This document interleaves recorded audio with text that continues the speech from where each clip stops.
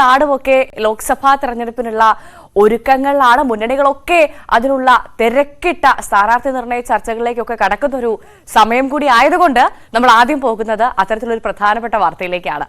ലോക്സഭാ തെരഞ്ഞെടുപ്പ് സ്ഥാനാർത്ഥി പട്ടികയ്ക്ക് അന്തിമ അംഗീകാരം നൽകാൻ CPM സംസ്ഥാന നേതൃയോഗങ്ങൾ ഇന്ന് ചേരും.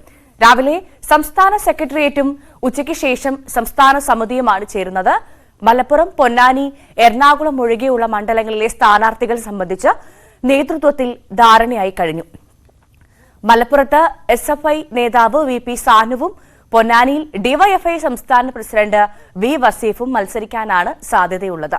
എറണാകുളത്ത് സ്വതന്ത്ര വനിതാ സ്ഥാനാർത്ഥിയാണ് CPM തേടുന്നത്. ഈ മണ്ഡലങ്ങളിൽ ജില്ലാ കമ്മിറ്റികൾ നിർദ്ദേശിച്ച പേരുകൾ ഇന്ന് നേതൃയോഗം ചർച്ച ചെയ്യും. 15 സീറ്റുകളിലാണ് CPM മത്സരിക്കുന്നത്.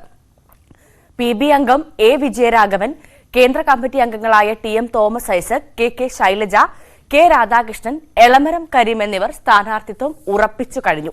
ജില്ലാ സെക്രട്ടറിമാരായ MV Jayarajan, MV Balakrishnan, V Joy എന്നിവരും പട്ടികയിലുണ്ട്. കൊല്ലത്ത് M മുകേഷ്, ആലപ്പുഴയിൽ സിറ്റിംഗ് MP AM ആരിഫ്, ഇടുക്കിയിൽ ജോയ്സ് ജോർജ് എന്നിവരും മത്സരിക്കും. ചാലക്കുടിയിൽ C രവീന്ദ്രനാഥ് മത്സരിക്കാനില്ലെന്ന നിലപാടിൽ ഉറച്ചുനിന്നാൽ പകരം ആളെ നിശ്ചയിക്കേണ്ടി വരും. സ്ഥാനാർത്ഥി പട്ടികയുടെ ഔദ്യോഗിക പ്രഖ്യാപനം 27 നടത്താനാണ് നിശ്ചയിച്ചിരിക്കുന്നത്.